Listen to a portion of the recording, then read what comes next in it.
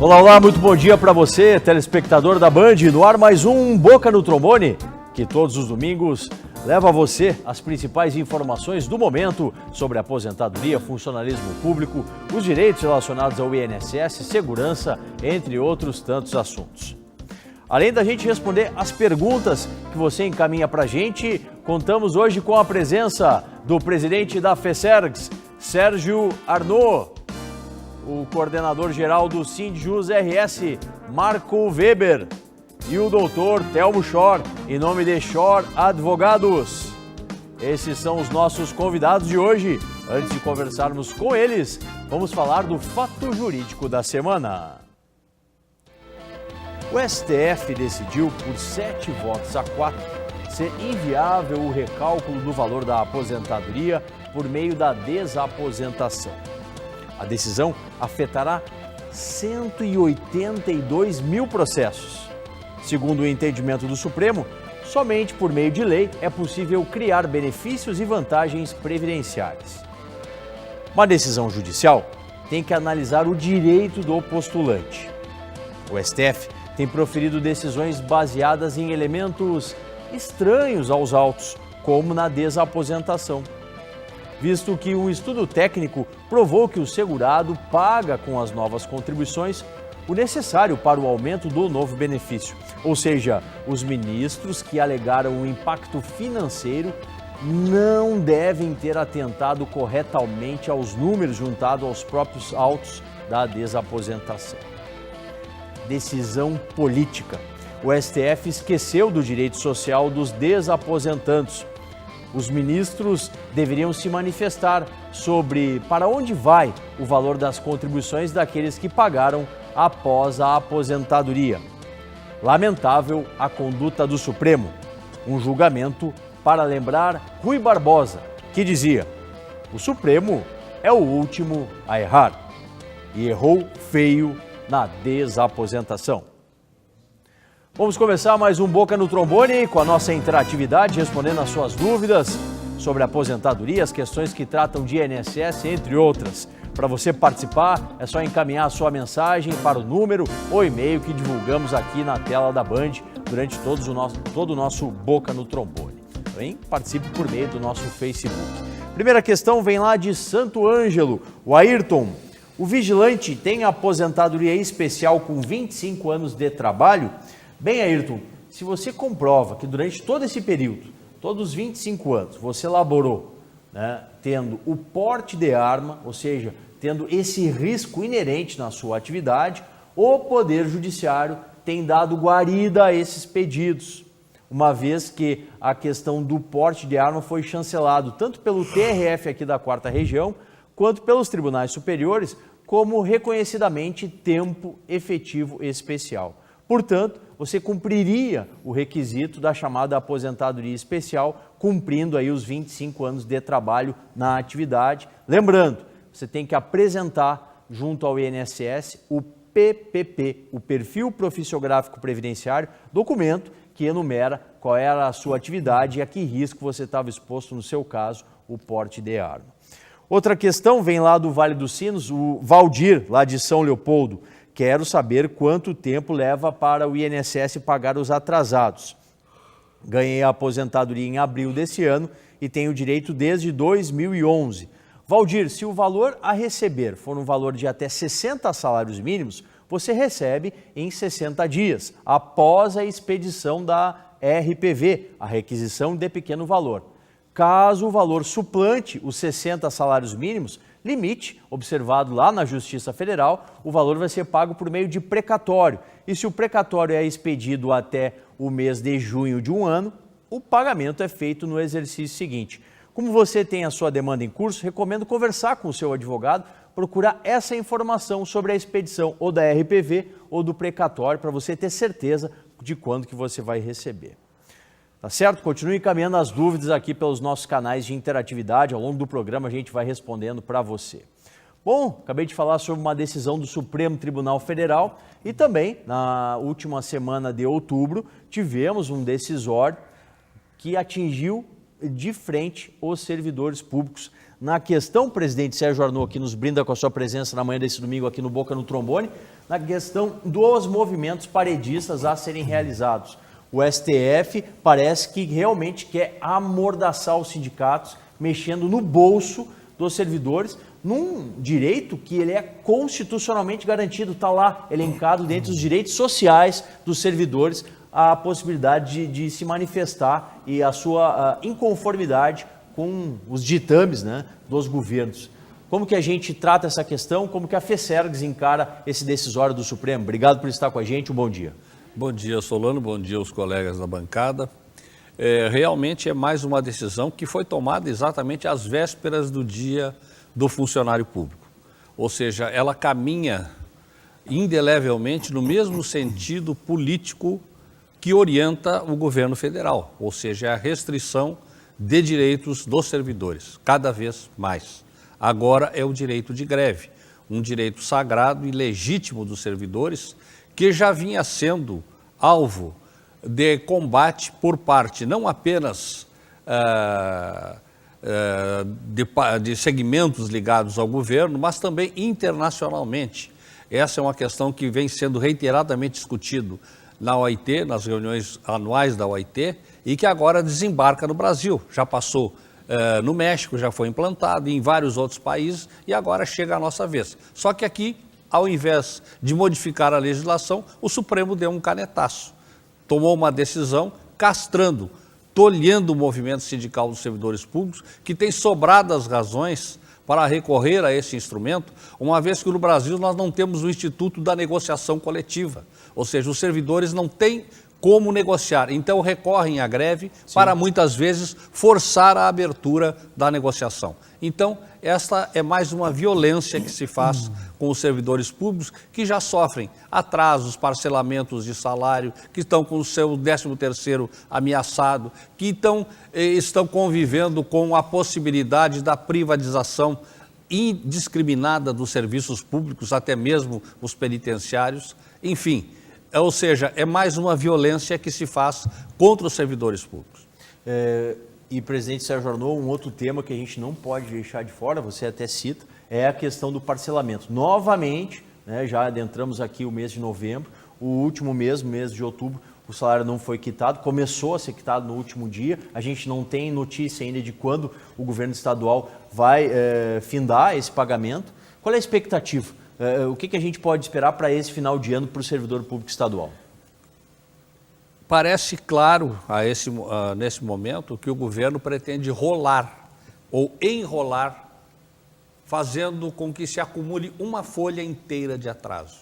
A cada mês que passa, além do parcelamento, que causa enorme dificuldade, que diminui o poder aquisitivo dos servidores, porque eles têm que recorrer, nós estamos recorrendo a empréstimos, a pagamento de multas, de juros, enfim, descabidos, por conta de não recebermos os salários. Então parece clara a intenção do governo de acumular e atrasar integralmente uma folha até o final do ano. Isso sem falar no 13º salário, que é uma incógnita muito maior do que o ano que passou. Por isso nós temos sobradas razões para estarmos descontentes e dizendo que o serviço público está sendo massacrado em nome de uma decisão política, que é a de mostrar que o serviço público é ineficiente, não satisfaz a sociedade e, portanto, deve ser privatizado, como já começou a falar o prefeito eleito de Porto Alegre, em privatizar a Carris. Verdade. E assim por diante. Então, essa é a filosofia que está sendo implantada, não apenas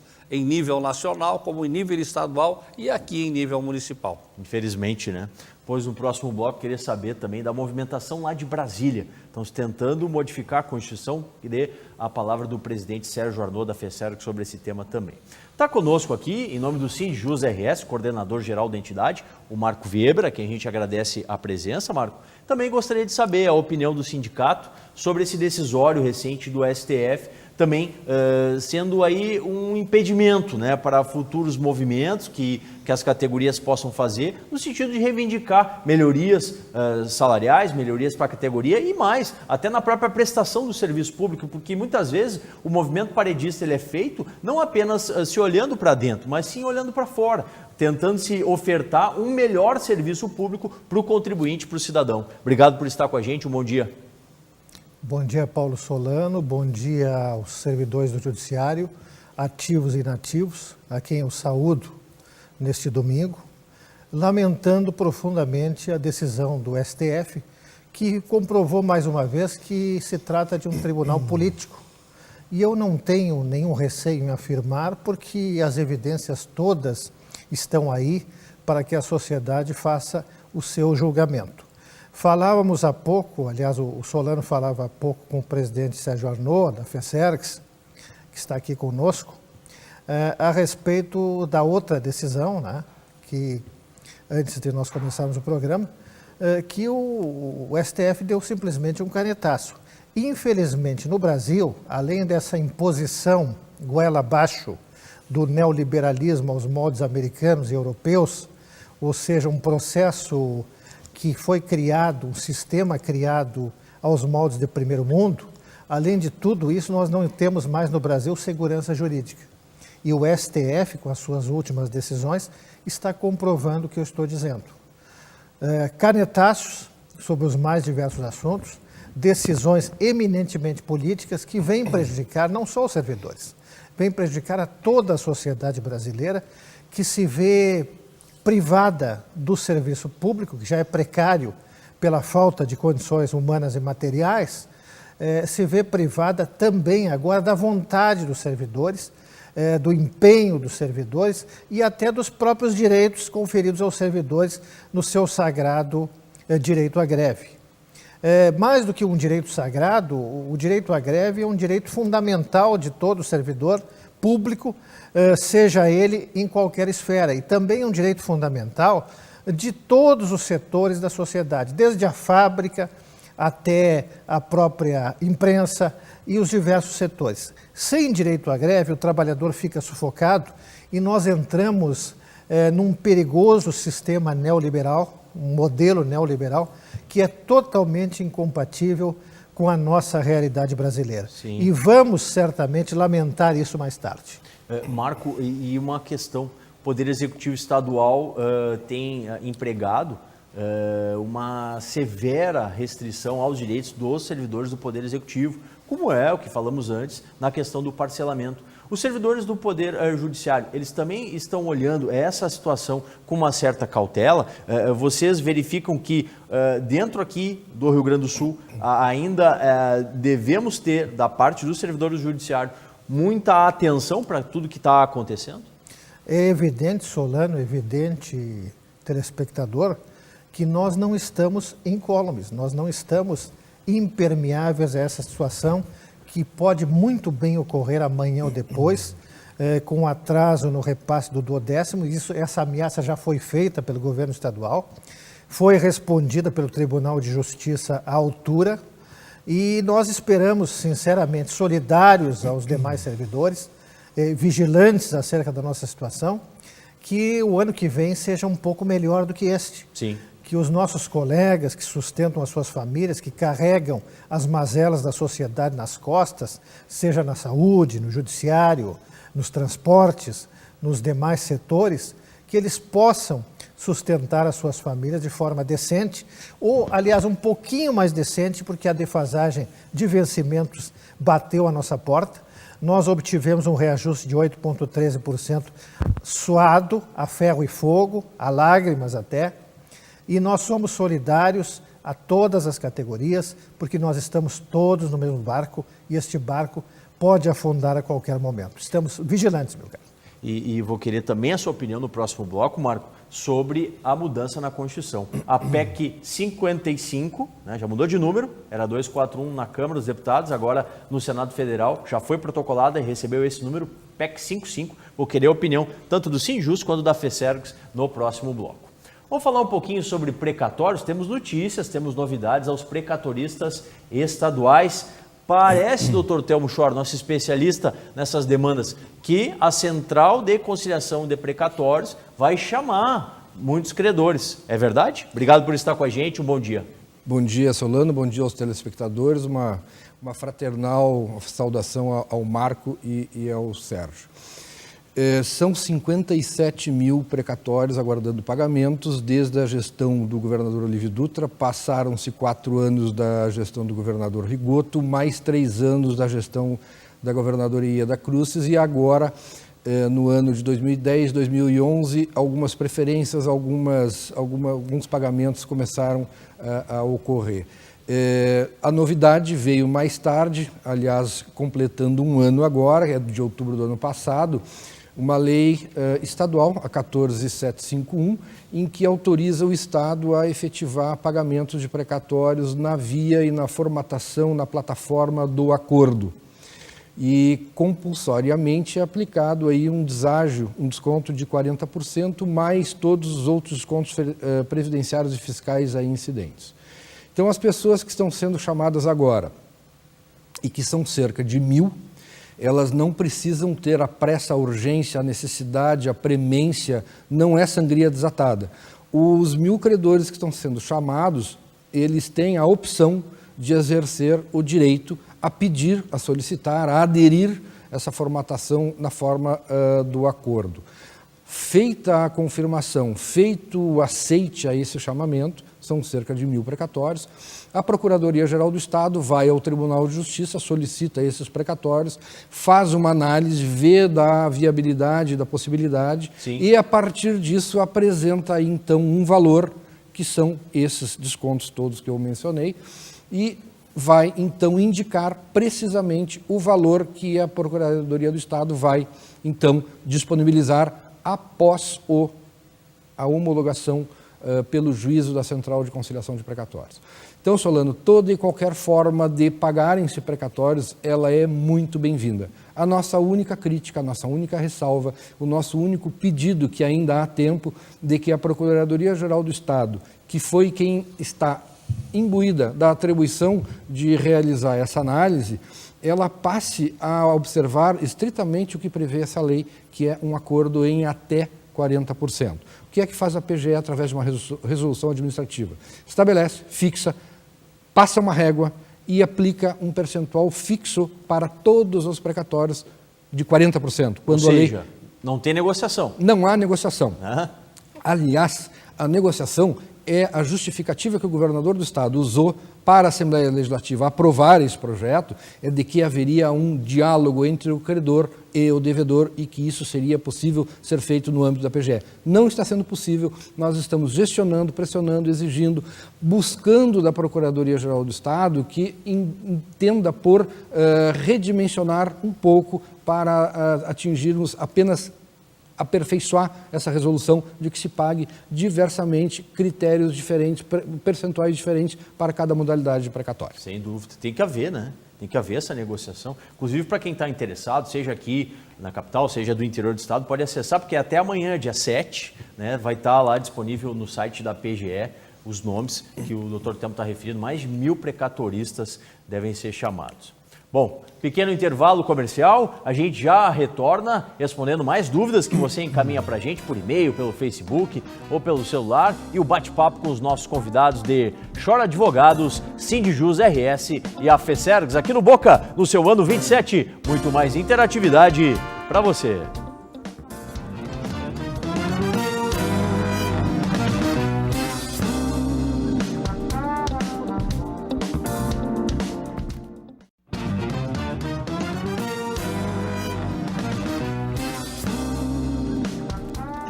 De volta com mais um bloco do Boca no Trombone, que todos os domingos leva a você as principais informações do momento sobre aposentadoria, funcionalismo público, os direitos do INSS, segurança, entre outros tantos assuntos. Mais dúvidas, mais questões que chegam pela nossa consultoria previdenciária. A Maria, de Pantano Grande. Estou esperando decisão judicial para o pedido de um auxílio-doença. Quanto tempo demora para o juiz dar a sentença? Olha, Maria, em média, processos de pedido de auxílio-doença, os benefícios por incapacidade, estão levando em até 10 meses o tempo de duração. Porque o pedido é feito, é agendada uma perícia judicial, após essa perícia ocorrem as manifestações, tanto por parte do INSS quanto em sede de réplica o seu procurador e a partir daí já vai para a mesa do juiz para ele sentenciar. Esse rito todo, em média, está levando em torno de uns 10 meses para se solucionar. Tá certo? Continue mandando dúvidas e questões aqui pela nossa consultoria. Estava conversando com o presidente Sérgio Arnaud, né? E o Dr. Telmo Schor lançou aquela ideia do contato através do diálogo, né, presidente Arnaud, lá na Central de Conciliação de Precatórios, mas a princípio isso não existe, né, dentro do governo estadual? Não existe, a começar pelas secretarias em geral. Nós tentamos na Secretaria da Fazenda, por exemplo, desde a ponta até lá em cima o gabinete do secretário. Não há diálogo, não há possibilidade de conversa. Inclusive, não há cumprimento de decisão judicial. Nós já temos uma multa que ultrapassa R$500 mil aplicada ao senhor secretário da Fazenda e ele parece que não está dando bola porque a Justiça também não impõe. Então, na realidade, o diálogo não existe. Procuramos a PGE, também o diálogo não existe. Ou nós aceitamos o que a PGE determina, como diz o doutor Telmo, então, enfim, este é o diálogo que temos no governo do Estado. Não existe. Ou né? seja, não existe. Se não existe para as entidades, imagina para o cidadão comum. Bom, Sérgio, mas a questão da PEC isso, 241... A PEC 241 que virou 55 no Senado. Há uma restrição muito grande nos investimentos, principalmente em duas áreas cruciais, saúde e educação. O governo argumenta e reforça que não vai faltar dinheiro. No entanto, em um dos nossos espaços no Grupo Bandeirantes, buscamos o comprometimento do relator da matéria lá na Câmara, o deputado gaúcho, Darcísio Peronde, e ele não garantiu. Evidente. Olha, nós temos alertado a sociedade, e até a FESERGS vai realizar dia 11, próximo, estamos procurando trazer o presidente da Confederação dos Servidores Públicos do Brasil para, numa plenária, expor isso de forma bastante detalhada, todos os esforços que temos feitos junto às demais centrais, enfim, em Brasília, as demais organizações de todas as áreas, para tentar sensibilizar e também impedir a aprovação dessa PEC que agora é 55. Pois bem, basta citarmos um exemplo do dia a dia do cidadão. Se a saúde, não temos UPAs por falta de funcionários, de médicos e de custeio das organizações de saúde. Se na educação não temos uma educação que está decrescendo em todo o país, ano a ano, porque não temos professores, qualificação e muito menos salário. Não temos investimento na educação. Não temos segurança. Basta ver que os cidadãos aqui em Porto Alegre hoje se transformaram em sobreviventes. E é assim no resto do Brasil. Pois bem, se hoje já está caótico desta forma, congelando, impedindo novos investimentos no serviço público por 20 anos, imagine como será essa situação para os nossos filhos e para os nossos netos. É realmente lamentável, né, presidente Arnaud da FESERGS, obrigado pela sua participação. Também, dentro da mesma temática, queria a opinião do Marco Weber, do Sindijus. Realmente, a PEC 55 é a chamada PEC da morte para o serviço público? A PEC 55, ex-do 241, ela não é somente a morte, ela significa o final, é a sentença definitiva na questão das futuras privatizações. Eu falava agora há pouco em modelo neoliberal e o Sérgio Arnaud também fez uma alusão na primeira fala dele. O modelo neoliberal impõe as privatizações e cria o Estado mínimo. Nós estamos às vésperas de ver no Brasil um executivo inteiramente decorativo, porque os princípios, os preceitos fundamentais de obrigação de Estado, as obrigações fundamentais de Estado, saúde, educação, segurança, vão ser passados, vão ser transferidos para a iniciativa privada. Portanto, a PEC 55 nada mais é do que o coroamento dessa intenção do governo brasileiro, deste governo que está aí, do governo golpista, do governo que chegou pela via indireta, de transformar o país num modelo que consabidamente não vai funcionar. Falava também o Sérgio nos 20 anos de congelamento do orçamento, no que tange esses aspectos, é muito simples de dizer, eu faço uma outra comparação. Se tu encomenda com a tua esposa um novo filho, já tem 2 na escola, tu vais, evidentemente, prever este gasto. Logo, se tu não tiveres dinheiro para prover as necessidades de alimentação, de educação desse filho, o que vai acontecer? Vai faltar dinheiro e vai emperrar o bom andamento do teu lar, da tua família. Se administra o país como se administra uma casa. Na sua casa, no dia a dia do cidadão, é pelo modelo da família, pelo modelo econômico da família, que a gente tem oportunidade de aquilatar o que é feito lá fora, seja em que setor for. Lamentável, e nós estamos lutando com todas as armas. Meus colegas servidores, pressão nos senadores do seu estado, Paulo Paim, Ana Amélia Lemos e Lazier Martins, para que essa aberração não passe, não seja aprovada no Senado Federal. Realmente. Muito obrigado a todos, obrigado aqui ao Paulo Solano mais uma vez, à Rede Bandeirantes, e um abraço especial a todos os servidores ativos e inativos do Poder Judiciário. Que o Senado Federal, olha, coloque a mão na consciência, né? E não leve adiante essa modificação. Muito obrigado, Marco Weber, em nome do Sindjus RS. Doutor Telmo Schor, a gente está falando sobre a Central de Conciliação, esse chamamento aos precatoristas, e fica aquela interrogação, tem dinheiro? Tem dinheiro já separado lá nos cofres do Poder Judiciário para quitar esses precatórios?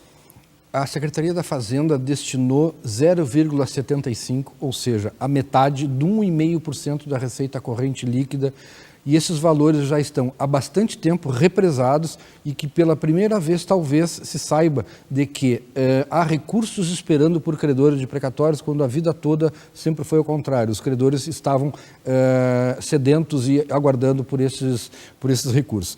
Mas lá no site da Procuradoria-Geral do Estado do Rio Grande do Sul, onde disponibiliza essa notícia, esse acesso, essa habilitação para se fazer a proposta de acordo, casualmente também tem uma notícia essa semana de que a PGE está se valendo da Fundação de Economia e Estatística para trazer para dentro da PGE um radiograma, uma radiografia de toda a situação fiscal do Estado no que tange às execuções fiscais.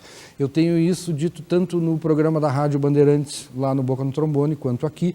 Tenho sustentado, defendido sempre que é possível de que há necessidade de o Estado saber completamente, assim como sabe completamente o que são as dívidas dos precatórios, é se saber também a dívida ativa. Ao que se tem de informação extraoficial, são 43 bilhões de reais que o Estado não cobra. E linkando essa situação da dívida ativa, faço uma ligação aqui com o que o Sérgio Anô falou na questão da segurança. A OAB também essa semana está propondo junto à Assembleia Legislativa que se faça uma comissão parlamentar de inquérito para investigar esses recursos que o Estado utiliza, que o Estado arrecada ou não arrecada por alguma negligência, omissão ou até mesmo desleixo, de que se faça um levantamento, uma radiografia de tudo isso para se verificar efetivamente do que ingressa nos recursos orçamentários do Estado, se está se aplicando devida e corretamente com o que prevê, com o que estabelece a Lei de Responsabilidade Fiscal e a Lei do Orçamentário do Estado do Rio Grande do Sul. Esperemos que a sociedade gaúcha seja sensível e atenda a esse apelo, a essa moção que está sendo feita pelo presidente Ricardo Breyer, da seccional da OAB. Abrir a caixa preta, né? Abrirmos a caixa preta. Muito obrigado, doutor Telmo. Em nome de Schor Advogados, ponto final no Boca no Trombone, sempre aos domingos, das 7h30 às 8 da manhã, aqui na Bandeirantes. Mais uma vez, muito obrigado pela audiência. Você segue participando durante a semana, enviando as mensagens para o nosso celular. Para você conferir a reprise, ficar por dentro do programa que vai lá na Rádio Bandeirantes, acesse a nossa fanpage, facebook.com/programa Boca no Trombone e também o nosso portal programabocanutrombone.com.br. Curta lá no Face, hein, as dúvidas, as questões que não foram aqui respondidas, lá estarão logo mais, ainda hoje, no seu programa bocanutrombone.com.br. Boca no 27, muito mais interatividade para você.